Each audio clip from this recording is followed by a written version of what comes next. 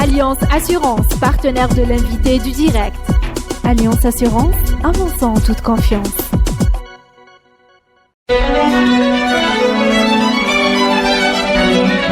Pour bien s'entendre, il faut bien s'écouter. Rendez-vous sur M, la petite radio du Grand Maghreb.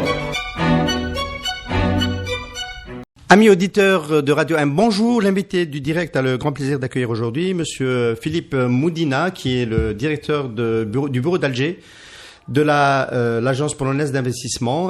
Monsieur Moudina, bonjour. Bonjour, merci pour votre invitation. J'ajouterai, pour être précis, le bureau d'Alger en attente d'agrément. Exactement. On vous le souhaite pour très vite, pour très bientôt.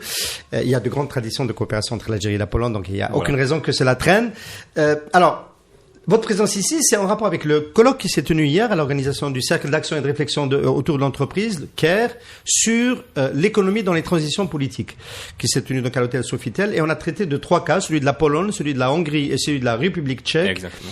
Alors, vous avez exposé une partie de la problématique de la transition en Pologne. On va la reprendre durant cette émission pour essayer de comprendre. Nous sommes dans une transition politique en Algérie. Enfin, nous allons peut-être vers une transition politique, c'est ce que nous souhaitons. Et il est toujours question de l'aspect économique dans cette transition. Voilà. Alors, chez vous, en 89-90, quand vous entamez votre transition, vous partez quand même d'une situation très différente de celle de l'Algérie d'aujourd'hui. Le secteur privé est très faible et on est dans le tout État. Exactement. Alors, je pense que pour commencer, il faut très bien expliquer un peu quelle était la situation en Pologne en 1989. Parce qu'aujourd'hui, c'est surprenant pour beaucoup de personnes ici. C'était très surprenant pour beaucoup de personnes hier quand on a dit ça. Mais en 1989, la Pologne, c'était un pays beaucoup plus pauvre que l'Algérie. C'était un pays beaucoup moins développé que l'Algérie. Quand ma famille est venue en Algérie dans les années 80 pour s'installer ici pour une certaine période, c'était comme un paradis pour eux, vraiment.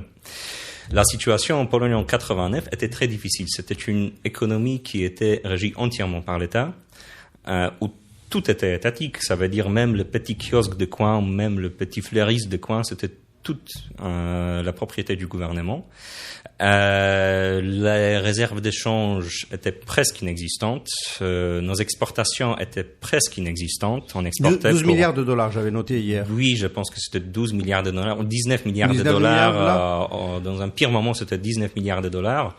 Les salaires qui étaient vraiment pas importants. Bon, un salaire moyen en Pologne à cette époque-là, c'était l'équivalent de 30 dollars, plus ou moins. C'était un pays qui traversait une période de crise économique totale. Et c'était un résultat, bien sûr, de malgouvernance du régime communiste, mais aussi des activités de l'opposition, parce que c'était une période de grandes grèves où les usines se sont arrêtées.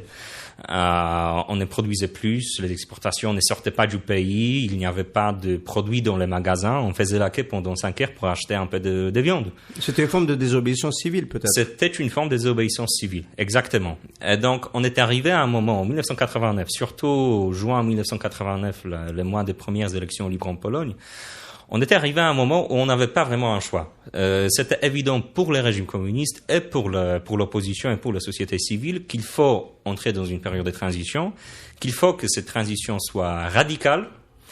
Et s'il faut payer un prix, ça veut dire si ça va nécessiter des sacrifices, si ça va créer augmenter le taux de chômage, ou ça va nécessiter beaucoup plus de travail. On l'a accepté. C'était un seul moment, parfois on dit aujourd'hui que c'était un seul moment dans l'histoire de Pologne où tout le monde était vraiment d'accord sur quelque chose. Et ça, c'était perçu par la population qu'il allait peut-être y avoir des sacrifices et qu'il fallait les accepter. Exactement, parce que on savait très bien ça peut pas vraiment être pire que ça.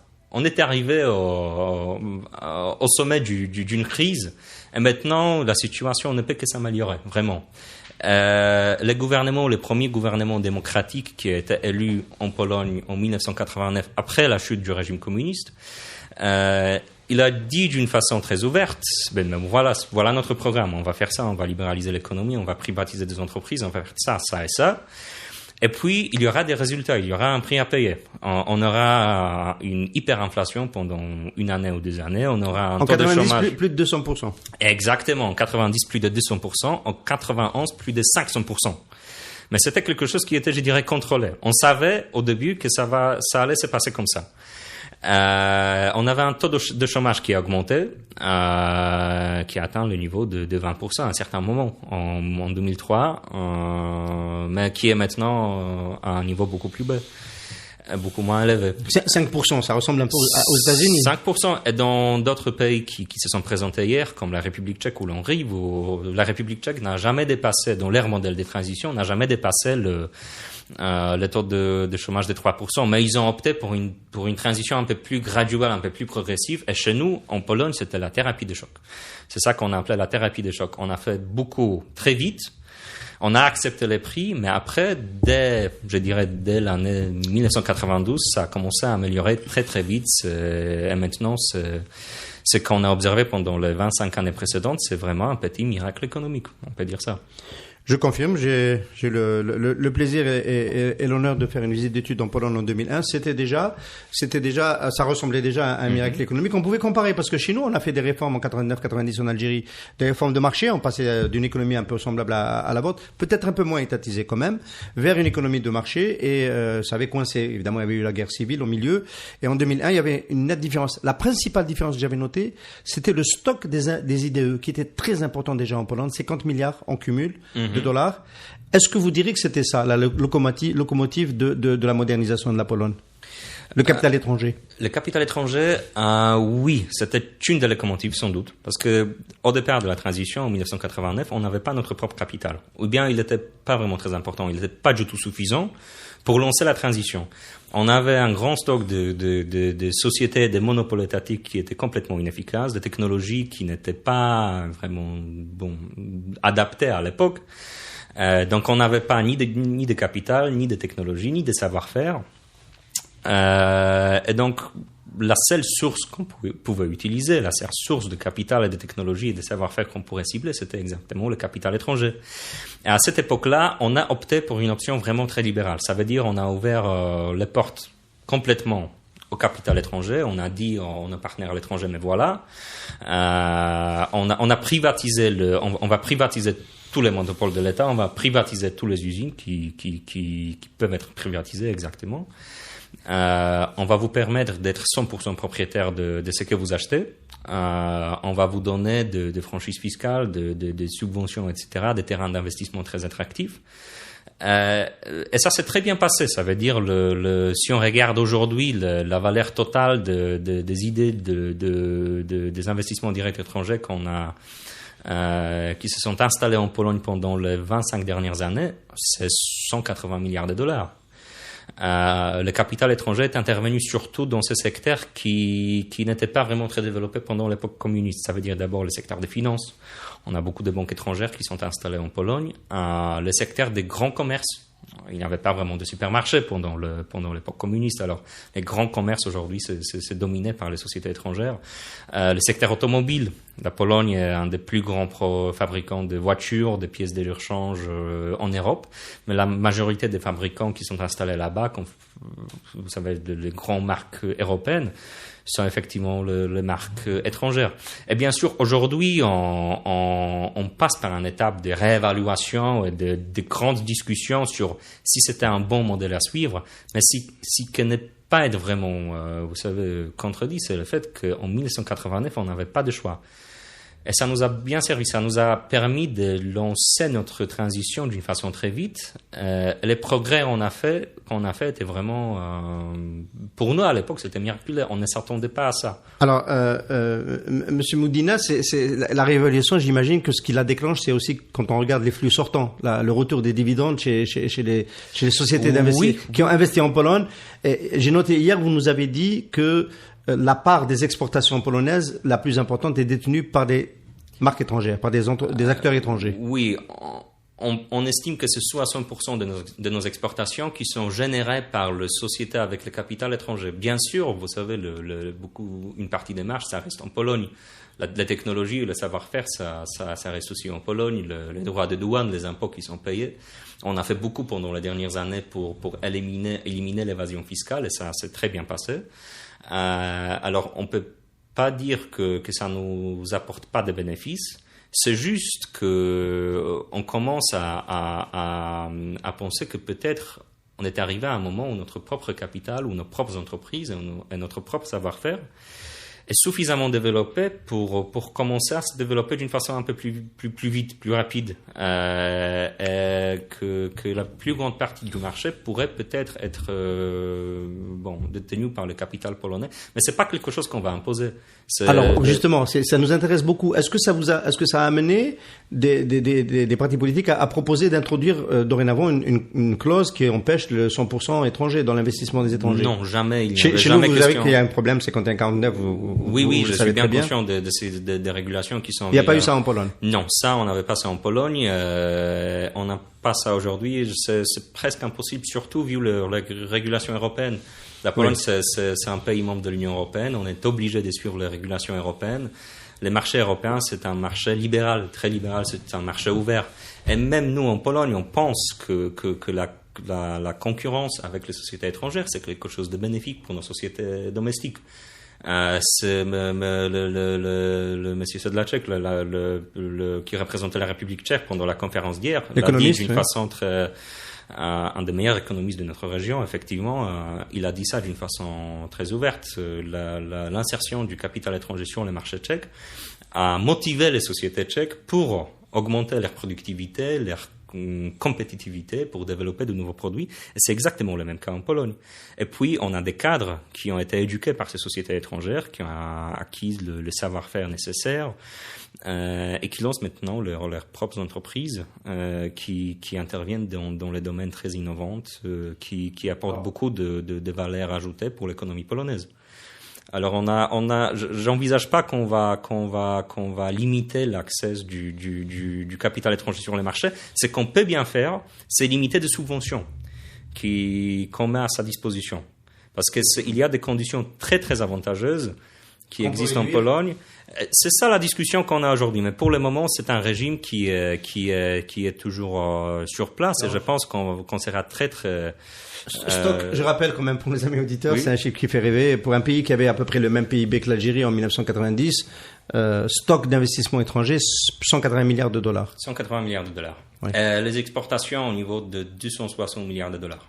260 milliards de dollars aujourd'hui, avec un contenu qui a beaucoup changé, puisque le contenu est remonté en contenu technologique. Exactement. Presque 50% de nos exportations, ce sont des produits qu'on peut dénommer technologiquement avancés. Ça veut dire les voitures, les machines industrielles, les équipements médicaux, les produits pharmaceutiques, les cosmétiques, c'est aussi une branche, un secteur qui est assez avancé. L'objectif pour nous aujourd'hui, c'est de développer le secteur de technologie, de pointe, de technologie vraiment de haute technologie. Ici, on a entre 8 et 9% de nos exportations. Nous voudrions bien augmenter ce chiffre jusqu'au 10%, jusqu'au 2021-2022. C'est aussi une des missions de notre agence d'essayer à soutenir nos sociétés à développer les produits qui sont innovants. On va revenir dans un moment avant la fin de l'émission sur l'évolution du modèle économique polonais, mais pour rester sur le thème du colloque d'hier, en début de colloque, votre compatriote, M. Holstein, qui a été un dissident et un personnage important, qui était même dans le corps, moi je me rappelle, à mon époque d'étudiant, donc ça c'est très glorieux, voilà. Donc avant même Solidarność, il nous a expliqué que tout de même... le moment le plus important, ce sont peut-être les 3 premières années, c'est comment on redistribue la propriété. Oui. Et donc l'enjeu des privatisations nous intéresse beaucoup. Comment ça s'est passé en Pologne? Alors en Pologne, comme je l'ai dit au début, on a appliqué une thérapie de choc. On avait une idée de transition qui était une idée très libérale. Les cadres qui sont occupés au niveau du ministère des Finances, etc., c'était très souvent des cadres éduqués à l'étranger, le diplômé des universités américaines, de l'université de Harvard, qui avaient une idée de l'économie très très libérale. Et donc ils ont décidé que la privatisation, une privatisation rapide, c'est vraiment une des conditions nécessaires pour lancer la transition. Que pour avoir un marché, il faut créer des conditions dans lesquelles les marchés peuvent se développer. Et les marchés libres ne vont jamais se développer dans les conditions où on n'a pas de capital privé, on n'a pas de concurrence libre, de compétitivité entre les sociétés. On a ouvert les portes vers le capital étranger, et le capital étranger a joué un rôle assez important pendant ces premières années. On a essayé d'engager la population y inclure les employés dans ces entreprises pour participer dans la privatisation.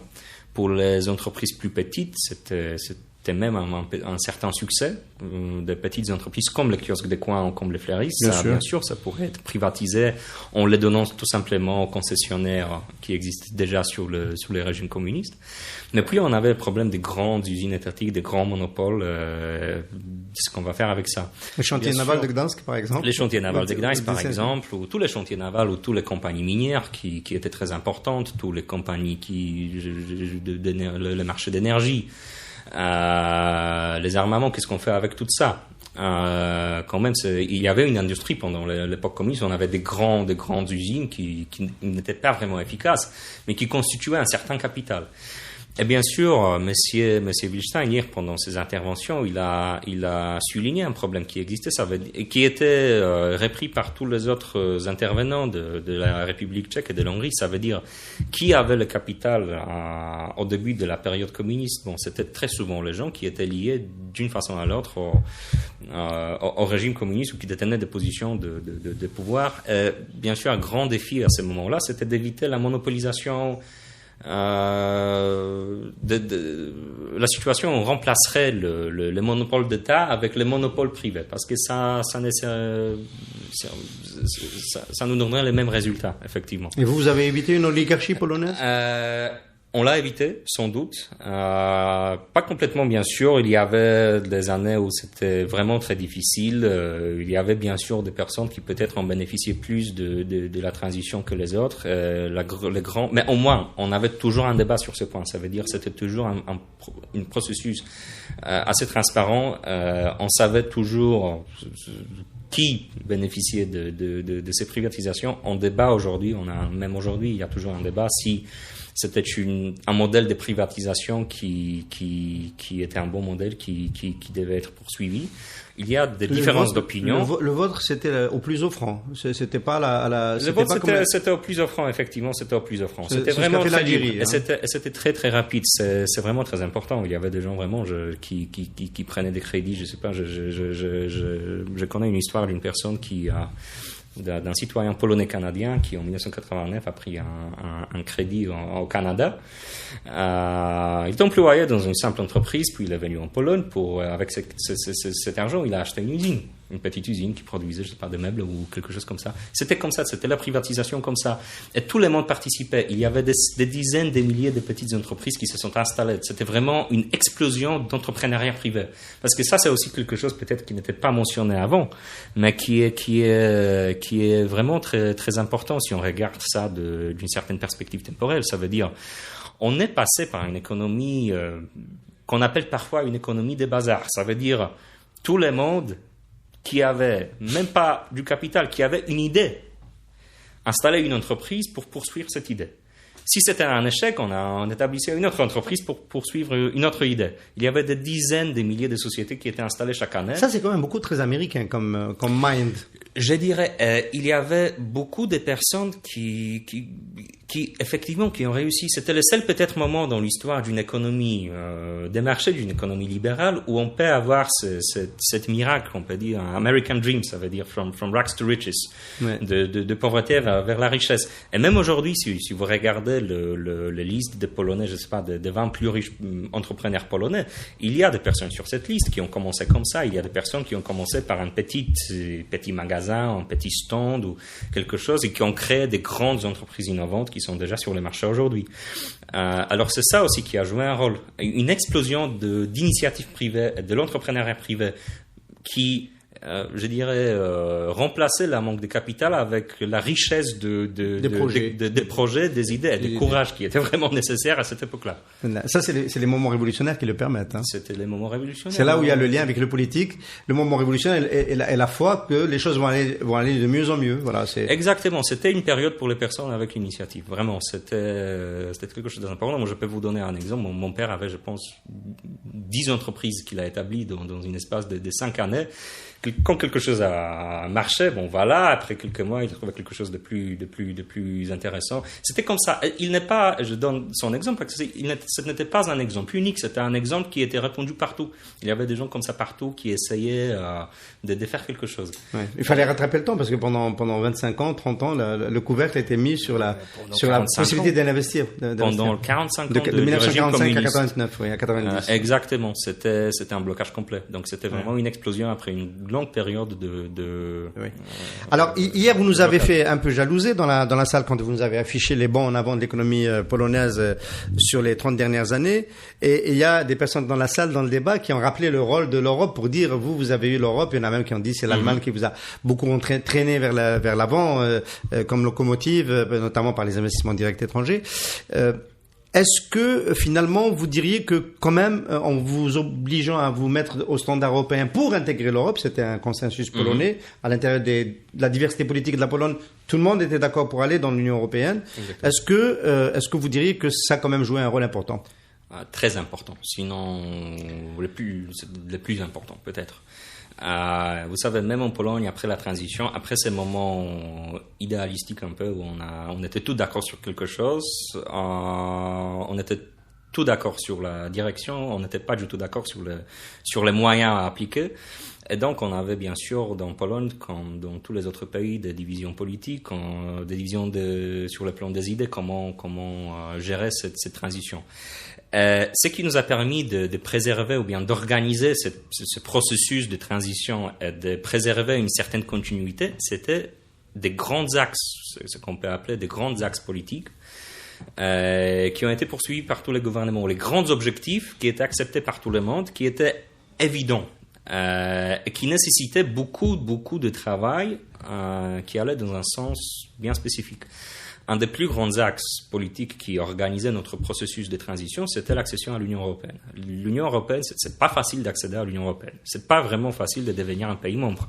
On a travaillé pendant plus de 10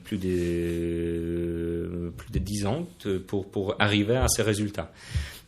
Pour devenir un pays membre de l'Union européenne, il faut régler les questions des finances publiques, des transparences de dépenses publiques, il faut régler les problèmes de corruption, il faut régler les régulations du marché, parce que l'Union européenne, c'est surtout un marché unique. C'est un marché sur lequel une entreprise polonaise peut accéder à un marché allemand, français, espagnol, et peut, je dirais, s'attendre aux mêmes conditions. Et c'est ça qu'on devait assurer en Pologne. Ça veut dire, si une autre société européenne vient en Pologne, il faut qu'il rencontre les mêmes conditions de l'état de droit, les mêmes conditions de l'économie libre, les mêmes conditions de transparence. Et c'était pas vraiment facile, c'est pas du tout facile de faire une transition d'un pays monopartiste, d'un pays autoritaire, avec une économie planifiée, vers une économie libre, un pays démocratique. Et je pense que ce qui nous a permis de faire ça dans un espace d'une quinzaine d'années, effectivement, parce qu'on a accédé à l'Union européenne 15 ans après la chute du communisme, c'est probablement grâce à ça. Il y avait d'autres grands axes qui nous ont aidés, l'accession à l'OTAN, probablement, qui organise notre politique étrangère, etc. Mais l'accession à l'Union européenne, c'était quelque chose de décisif. Alors, peut-être que dans décisif, on a bien compris. Nous, il y a quelqu'un qui a posé dans la salle de l'Algérie, aimerait bien trouver son Allemagne ou son espace européen pour la tirer vers une transition victorieuse, triomphante. Malheureusement, c'est pas le cas. Le Maghreb ne peut pas jouer ce rôle. Enfin, on espère le construire quand même, parce que ça pourrait être le point de départ d'un ensemble plus intéressant. Ça, c'est un autre débat. Est-ce que la Pologne a fait quelque chose de particulier pour réussir ça sur le plan économique, son insertion en Europe? Nous, on écoute beaucoup les débats en France et dans l'Europe occidentale. On a toujours peur, entre guillemets, le cliché du plombier polonais, donc du fait que la main-d'œuvre polonaise soit moins chère. Le routier, le camionneur polonais qui vient prendre du travail à ceux de l'Occident. Est-ce que vous diriez que vous avez réussi parce que vous avez construit un modèle low cost? Notamment, gardons le zloty. Gardons les outils. Alors, je vais commencer juste, je vais faire référence à ce que vous avez dit juste avant. Il faut souligner que ce que nous a donné l'Europe, au début, c'était pas l'argent. On n'a pas reçu des aides financières, on n'a pas vraiment reçu des subventions, on a reçu des institutions, on a reçu des idées. Il nous a imposé des standards qu'on allait poursuivre l'argent, ça a joué un rôle important. de fonds européens, mais c'était après l'accession à l'Union européenne. Le travail a été fait bien avant. Et pour les modèles low cost, bien sûr, la main-d'œuvre pas chère, c'était une des choses qui nous a beaucoup aidé, sans doute. On est très fiers de notre modèle, vous savez, on est très fiers de nos plombiers, de nos camionnniers qui ont gardé les marchés, parce que le secteur des transports routiers, c'est une grande partie de l'économie polonaise. On est un des plus forts, je dirais, opérateurs des transports routiers en Europe, et ça nous donne beaucoup de moyens, ça nous apporte beaucoup de bénéfices. Mais c'est vrai qu'au début, au moins, c'était un modèle un peu low cost. Ça veut dire on bénéficiait de main-d'œuvre qui était en surplus même, qui n'était pas cher, qui était vraiment très bon, très qualifié, parce que on avait un système des études supérieures qui marchait très bien, des formations techniques. Donc, on avait des cadres compétents qui pourraient entreprendre des activités nécessaires pour lancer la transition. Mais maintenant, vous savez, c'est un modèle qui a des limitations qui sont évidentes. On ne peut pas construire une économie juste sur une base de main-d'œuvre disponible. Et ça, on s'est rendu compte de ça il y a déjà assez longtemps. Et nous sommes maintenant en train de récalibrer, je dirais, notre modèle, un peu par nécessité, parce que la main-d'œuvre dans les conditions de marché libre, ça devient de plus en plus cher. Les salaires en Pologne, pendant ces dernières années, les salaires ont explosé en Pologne. C'était une hausse drastique de 10-15% par an. Le salaire moyen a augmenté d'une façon très importante. Et donc maintenant, on a été depuis un an, on est classé comme une économie développée. C'est pas une économie en développement, c'est une économie développée. Et donc, on est obligé de récalibrer un peu notre modèle de développement. On le fait d'une façon organique. La meilleure chose, c'est de le faire d'une façon progressive et organique. Ça veut dire de construire sur une base qui existe déjà. Donc, on a toujours des investissements qui s'installent, qui reposent sur un main-d'œuvre qui n'est pas cher, mais on commence à développer le secteur innovant, le secteur stratégique, qui nous permet de proposer quelque chose de valeur, vraiment. Alors ça vous permet de venir concurrencer des acteurs plus puissants, habituellement. Exactement. Je pense à la machine-outil, peut-être les Allemands, etc., avec votre voilà. Démarche à vous. Par contre, sur un autre flanc, peut-être que vous allez être concurrencé par des pays où le coût horaire reste plus faible. Je pense notamment aux derniers rentrants de la région des Balkans ou même de la Roumanie et de la Bulgarie, qui n'ont pas le même revenu par habitant et le même niveau salarial. Il faut trouver l'équilibre, c'est ça ? Il faut trouver l'équilibre, bien sûr. Chaque économie doit s'adapter à ses propres conditions. Je pense qu'une des choses à retenir de la conférence d'hier, c'est que même on a essayé de présenter le modèle de transition comme quelque chose qui a été développé dans les régions de l'Europe centrale après la chute du communisme. Mais le modèle qui a été développé dans chaque de nos pays était vraiment très différent et très adapté aux conditions qui existaient là-bas. Si vous prenez l'exemple de la République tchèque, là, l'industrie était beaucoup plus développée que chez nous, même pendant la période communiste. Ils ont commencé à un niveau qui était complètement différent. Donc pour eux, c'était un modèle un peu différent, un peu plus progressif, un peu moins radical. La Hongrie était un peu plus libérale, entre guillemets. Voilà, par exemple. Avant même la chute du communisme. Exactement. C'est ça qu'il faut retenir. Donc, même chez nous, il y avait des modèles adoptés qui étaient très différents et des résultats qui étaient très différents. Dans certaines, si vous prenez les indicateurs économiques qui illustrent le processus de transition dans nos différents pays, vous allez observer des différences assez importantes. Alors, le choix de rester avec la monnaie nationale, c'est un choix qui vous a permis de garder la souveraineté sur la politique monétaire. Aujourd'hui, j'imagine qu'il y a un consensus toujours autour de cela. Il y a un consensus toujours autour de cela. On est obligé par le traité d'accession à l'Union européenne d'adopter l'euro, mais le traité ne spécie pas la date. Donc, il y a une obligation, mais c'est vraiment la date, c'est quelque chose qui sera décidé d'abord par la Pologne, bien sûr, et par l'Union européenne, parce qu'il faut aussi remplir certaines conditions. C'est pas facile. C'est comme l'accession à l'Union européenne. Il faut remplir les conditions.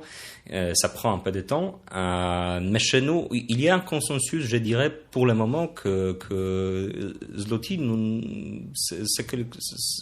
a apporté certains bénéfices. C'était très, très visible pendant la dernière crise économique qui a qui a touché l'Europe d'une façon très, très grave. Notamment en 2012 avec la crise grecque. Exactement, et spécifiquement en 2012.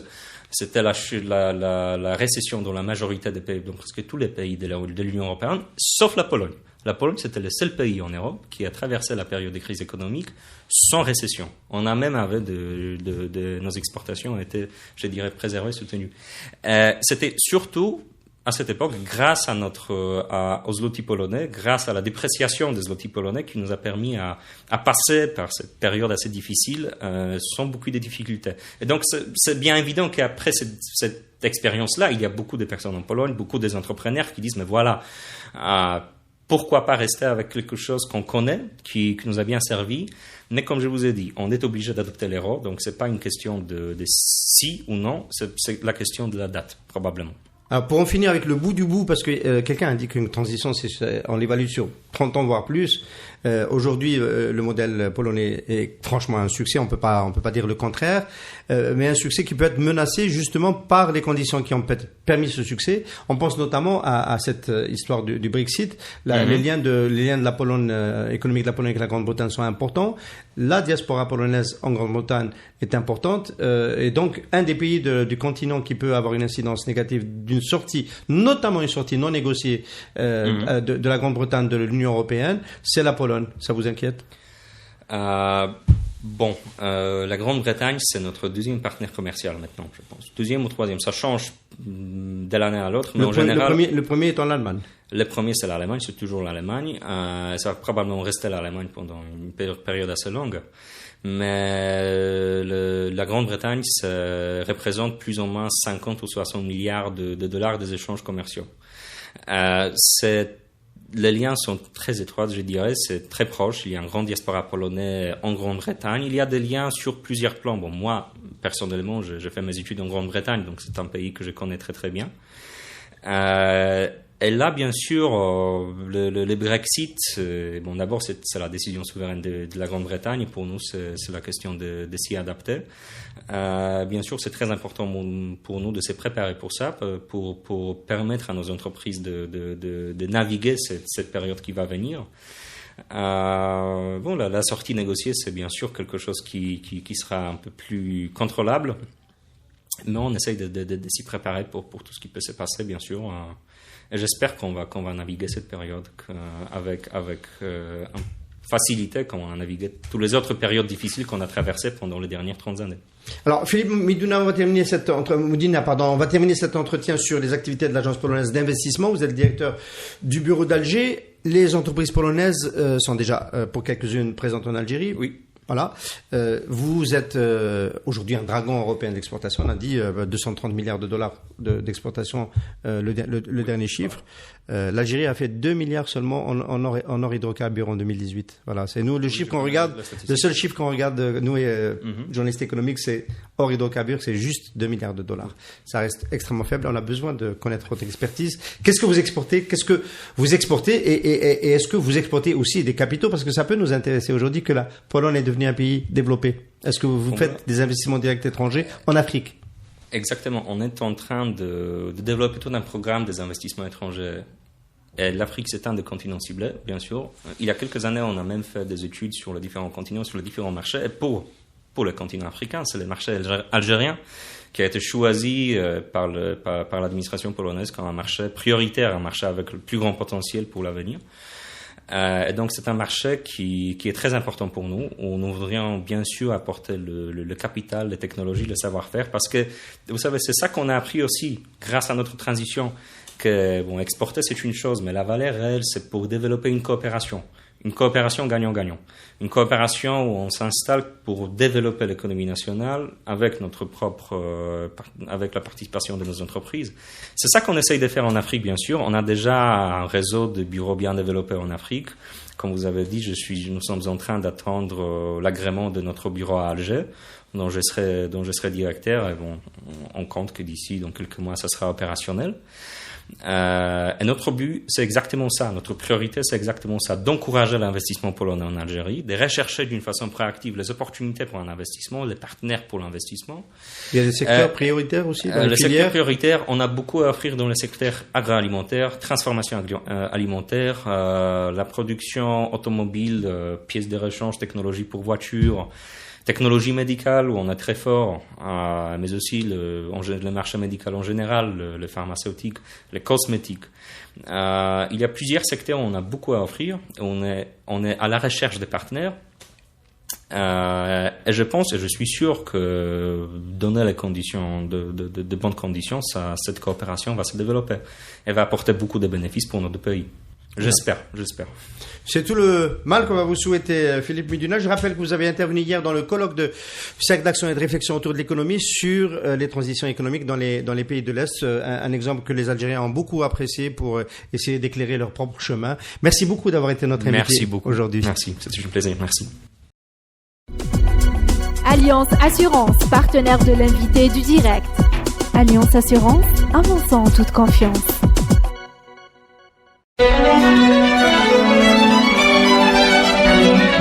Pour bien s'entendre, il faut bien s'écouter. Rendez-vous sur M, la petite radio du Grand Maghreb.